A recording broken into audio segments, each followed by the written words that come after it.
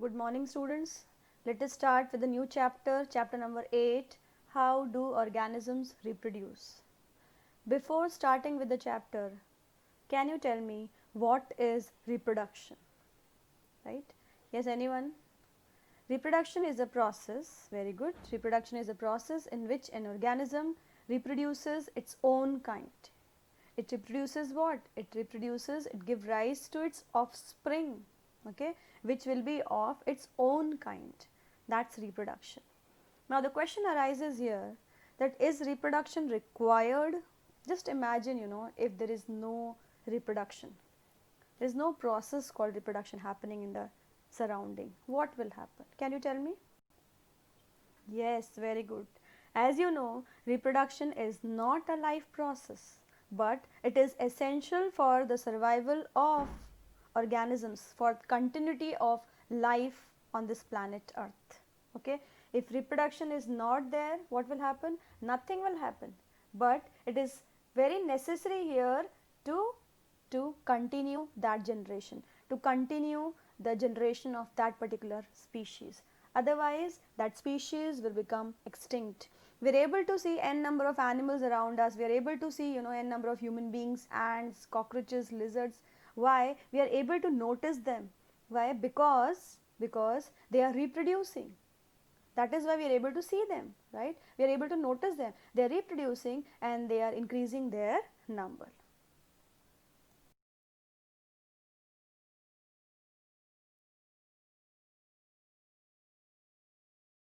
So as you know, we have discussed in the previous slide, if there were only one organism, right, non-reproducing member of a particular kind, it is doubtful that we would have noticed its existence. As I told you, that we are able to notice them because they are in large number. It is the large numbers of organisms belonging to a single species that bring them to our notice, right? Now, the next question here is, how do we know that two different individual organisms belong to the same species? Usually, we say this because they look similar to each other. Thus, reproducing organisms create new individuals that look very much like themselves. Reproduction here is of two types, two main types, as you all know, sexual reproduction and asexual reproduction. We'll discuss this in the upcoming slides. Okay, children? Let's see in this slide. Reproduction is an integral feature of all living beings. The process by which a living being produces its own look-alike is called reproduction. What is the importance of reproduction? As we all know, reproduction is important for each species because this is the only way for a living being to continue its lineage. Apart from being important for a particular individual, reproduction is also important for the whole ecosystem. Reproduction helps in maintaining a proper balance among various biotic constituents of the ecosystem. Moreover, reproduction also facilitates evolution because variations come through reproduction over several generations. So these are few points which they have discussed. Just let us discuss few points, one more point here. Reproduction helps in maintaining a proper balance among the various biotic constituents.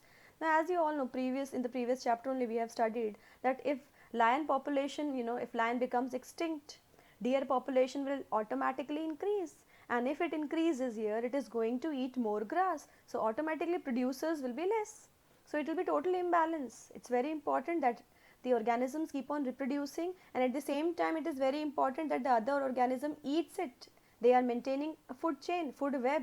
Otherwise, if all organisms are surviving, it will be a lot of load on the ecosystem. The resources will get exhausted soon. So few are surviving, few are dying. So that is how a balance is maintained. Okay.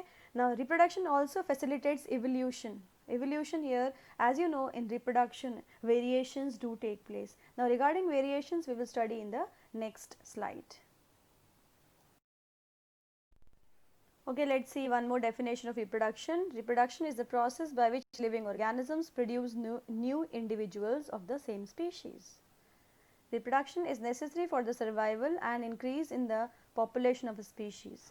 If organisms do not reproduce, their population decreases and species will become extinct. That's very important.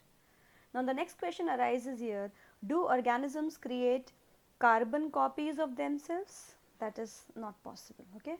So, organisms look similar because their body designs are similar.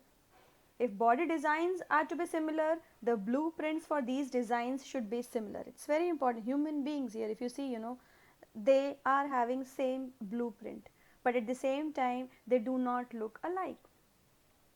Reproduction at its most basic level will involve making copies of the blueprints of the body design. Okay. The chromosomes in the nucleus of a cell contains information. As you all know, in the nucleus we have chromosomes. These chromosomes here is having ample amount of DNA, and these DNA consist of genes. These genes are actually carrying information from one generation to another generation, right? If I talk about fertilization, the gamete fuse to form a zygote. Now the information here is being stored. The information is coming from the paternal side as well as the information is coming from the maternal side. Now which will be which will be seen in the child, that depends on the dominancy, which trait will be dominant. Okay. So here the chromosomes in the nucleus of a cell contain information for inheritance of features from parents to next generation in the form of DNA. What is DNA? It is hereditary material. The full form is deoxyribonucleic acid. It carries information, as you all know, from one generation to the next generation. The DNA in the cell nucleus is the information source for making proteins. If the information is changed, different proteins will be made. Different proteins will eventually lead to altered body design. Are you getting my point? If the information is changed, definitely proteins formed will also be changed and the body design will also be different. Therefore, a basic event in reproduction is the creation of a DNA copy. That is very important, right? So, DNA is a double helical structure. It is like a spiral staircase. If you unwind that DNA, you will see that there are two strands. These are two paternal strands, template strand. Now, here replication do take place, right? Replication is taking place, and here it is going to start. Suppose if I talk about the base pairs, there are adenine, guanine, cytosine, thiamine. These are the nucleic acids, nucleotides we call it as. Okay. Now here they are going to pair with, adenine is going to pair with thiamine, guanine is going to pair with cytosine always. So here in this strand, suppose it is ATGC, in the opposite strand it will be A, opposite to A will be T, AT, T opposite A, then GC, right, CG, that way. So here it will be always forming a base pair. So here when replication takes place, the strands, the daughter strands which will be made here will also be having same information. So this way here the copies, the information is copied well, but still DNA copying is not 100%. If instead of A somewhere if mutation takes place and there is G, so in the daughter strand it will be C, right? So here information has created and that information is changed, is mutated, which will lead to variation, right? Now we have n number of variations, but we do not know when it will be expressed, right? So the DNA molecules in the chromosomes in the nucleus is responsible for the transfer of characters from the parents to the offsprings.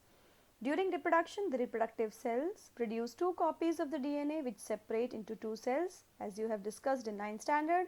The DNA copies will be similar but not identical to each other. So, the new individuals have slight variations from their parents.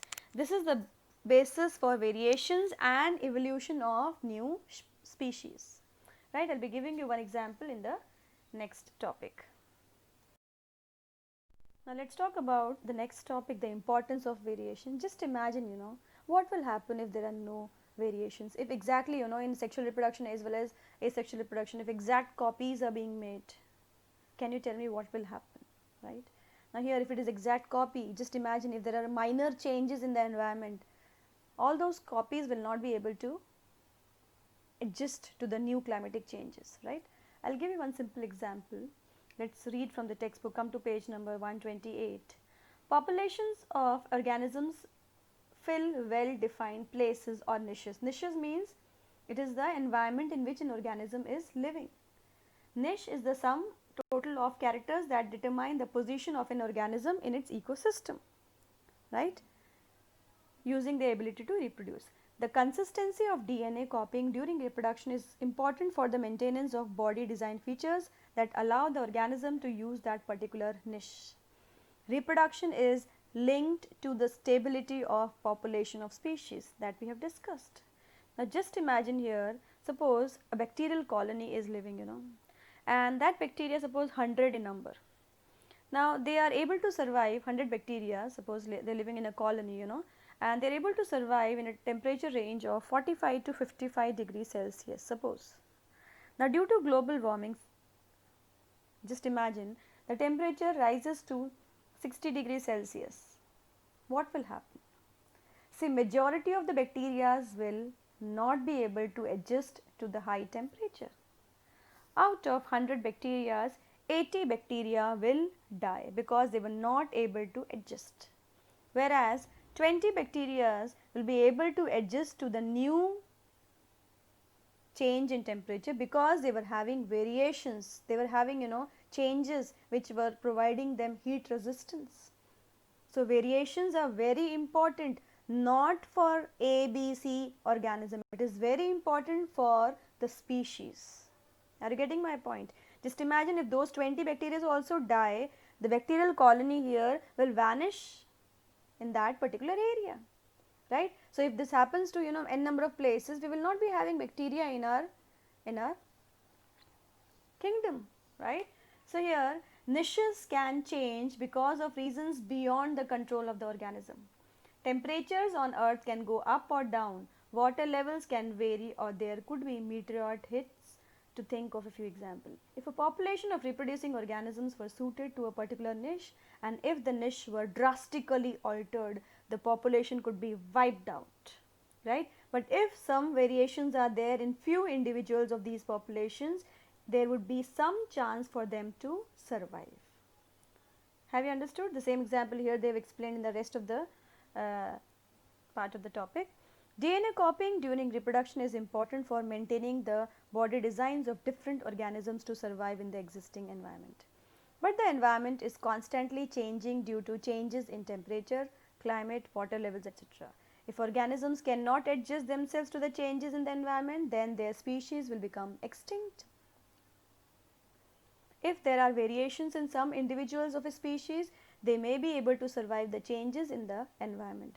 So variation in species is necessary for the survival of different species and for the evolution of new species. It is very important for us also. If we do not adjust to the changed system, if we do not adjust to the new climate, new environment around us, that means somewhere we are failing. We need to adjust, we need to adapt to the changes which are happening around us. We cannot crib it, we cannot crib, oh aisa kyun hua, mere sath kyun hua. You should not do that. You should adjust to the situation. You should have flexibility, right? Just imagine, trees, if they do not have flexibility, they will break, if the wind is blowing here, if it exerts pressure, they are going to, break. The branches are going to break. But here, as they have flexibility, so they are able to sway according to the wind direction. In the same way here, we should adjust according to the situation. Okay children, so there are in-text questions, let us discuss that.